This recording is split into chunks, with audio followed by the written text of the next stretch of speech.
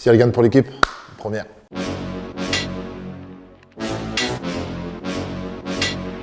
Depuis ton dernier combat contre Alexander Volkov, c'était en décembre dernier, il s'est passé énormément de choses. Il y a eu la retraite de John Jones. Toi, tu es redevenu numéro 1 des poids lourds. Tu portes quel regard, toi, sur ces 10 mois qui se sont passés, sur tout ce remue-ménage? Bon, ben moi, ça n'a pas changé grand-chose, en fait, sur le mindset. Ça n'a absolument rien changé, j'ai envie de te dire. Que le combat se fasse ou non, Tom Jones, on se préparait, nous, toutes les manières à un combat. Depuis qu'on est revenu, donc la blessure décembre, convalescence, ensuite rééducation au mois de février, et mars, on a repris la bagarre. Okay. Et on voulait reprendre le plus tôt possible, de manière intelligente. Et c'est ce qu'on a fait, pour revenir tout de suite en forme. Nous, dans notre tête, on se disait, bon, peut-être juin, on a un combat. On se préparait de cette manière-là, quoi. Ce title shot, ce sera le 3e, après celui contre Francis Ngannou et celui contre John Jones. C'est super rare d'avoir des combattants qui ont 3 title shots dans l'histoire de l'UFC. Il n'y en a que 10, il me semble. Comment tu prends le fait d'avoir, toi, 3 chances dans l'organisation? Ben, je crois que c'est quelque chose de bien, non? Ouais, c'est quelque chose de bien. Ça veut dire de belles choses. Et j'espère que les gens en sont conscients. Et dans un deuxième temps, pour moi, ce que ça m'apporte de l'expérience. Ça veut dire que j'ai un peu d'expérience. Ça veut dire que l'expérience des grands moments, des grands jours. Donc je pense que le fait d'avoir déjà eu l'opportunité de goûter à ces expériences-là, c'est que du plus pour ce qui va arriver. Justement, est-ce que tu considères que tu te prépares différemment par rapport aux 2 premiers? Parce que ça, par exemple, c'est une expérience que Thomas Spinal, il n'a pas, tu vois. Ben pour celui-là, pour le coup, on a eu pas mal de temps pour le préparer. Depuis mars, on le prépare et je pense que ce sera le meilleur camp que j'aurais préparé de toute ma carrière, sans aucun doute. Parce que plus de temps, parce que, encore une fois, structuration supplémentaire autour de moi, avec une équipe ultra compétente et avec une équipe qui communique énormément, sans moi, réunion hebdomadaire, sans moi, entre le préparateur mental, physique, physiothérapie, sol, debout, etc. Enfin, c'est vraiment une très grosse équipe qui est autour de moi. Ça s'est vraiment professionnalisé, jusqu'à la gestion de mes emplois du temps pour me délester. Enfin, c'est vraiment... Pour le coup, on a poussé tous les curseurs, on n'a vu nulle part. C'est vrai, on t'a pas trop vu. Ouais. On n'a pas vu nulle part, j'étais dans mon entraînement et on ne voulait pas justement avoir 2-3 jours de loupé par-ci, par-là, etc. etc.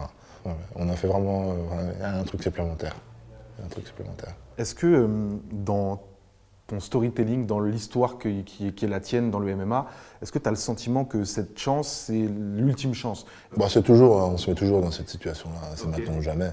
Okay. Mais non, je pense que si jamais je perds sur ce combat-là, moi je sais que je serai encore plus revanchard que jamais et que je ferai toujours partie du top et que je le montrerai, tu vois. Mine de rien, tu es dans une catégorie où finalement tu peux rebondir assez vite et être un profil qui devient directement le candidat idéal, quoi. Bah oui, c'est la raison pour laquelle aussi je suis là aujourd'hui. Je gagne mes combats, malgré des blessures, etc. J'arrive à gagner mes combats, malgré tout ça, je fais toujours partie du top dans les rankings, que ce soit celui de l'UFC ou Fight Matrix, je fais toujours partie du top. À partir du moment où tu fais partie du top, je vois pas pourquoi on va t'écarter. Donc oui, si jamais je fais toujours partie du top, bien sûr que j'aurai toujours ma chance au titre.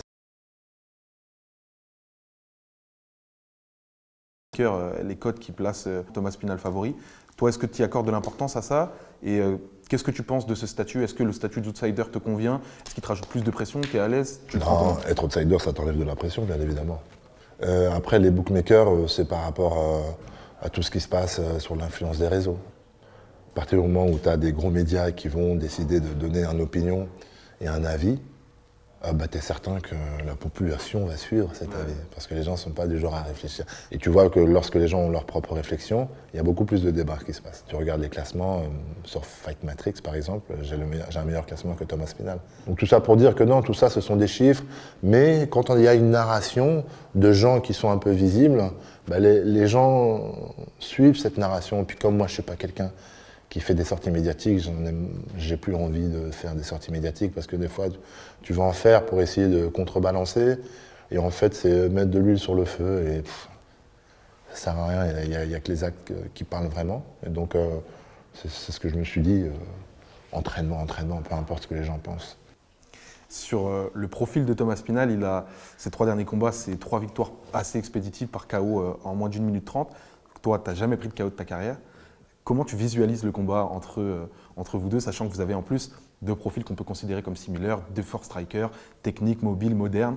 Toi, tu visualises comment ce combat? Mais non, on parle souvent, oui, des trucs expéditifs, etc., etc.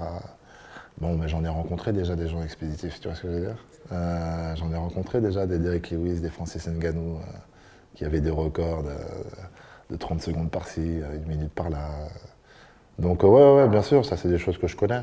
Donc encore une fois, c'est quelque chose qui peut influencer la vie des gens. C'est la raison pour laquelle je pense qu'aujourd'hui, il est favori par rapport au bookmaker, parce qu'il y a une influence, il y a des statistiques qui parlent, la narration, etc. Bon, mais moi je suis là pour déjouer à chaque fois les narrations, donc moi ça me va.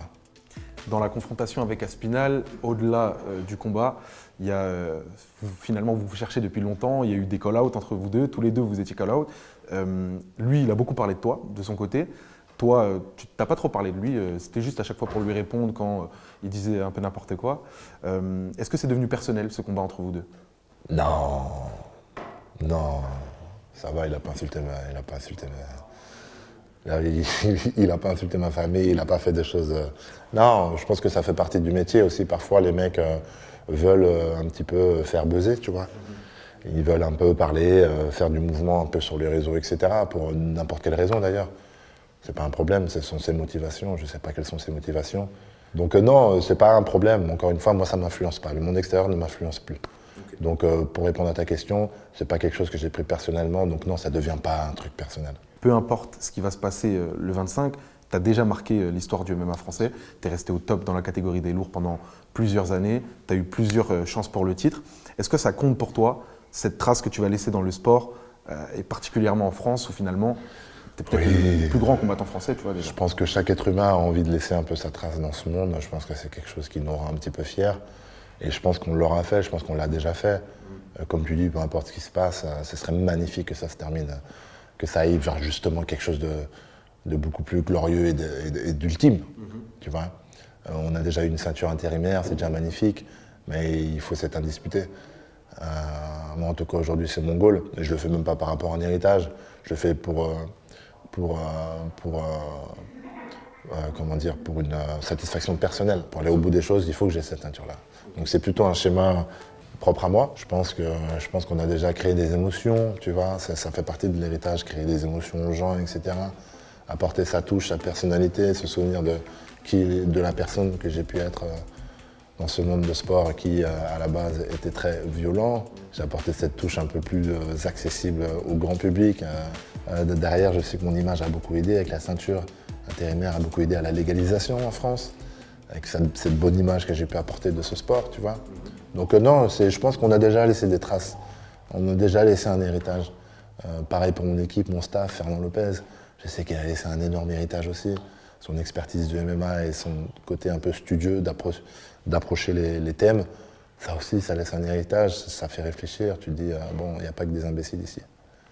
Est-ce que tu as conscience justement que si tu prends la ceinture, tout ce dont tu parles là, ça va peut-être encore plus changer de dimension? Je sais pas justement si elle aura un impact plus fort. Okay. Parce qu'au final, la ceinture intérimaire est arrivée à un moment donné pour le MMA français où tout était encore assez vierge. Ouais. Donc elle a eu un impact énorme. Aujourd'hui, on sait qu'est-ce qu'est le MMA. Voilà, ça fait un petit moment que les gens me connaissent au top et savent que je suis très proche de cette ceinture. Demain, si je l'ai, je ne sais pas si elle fera plus de bruit que la ceinture intérimaire. Par contre, elle accomplira quelque chose d'incroyable pour moi et pour les gens qui me supportent et qui me suivent.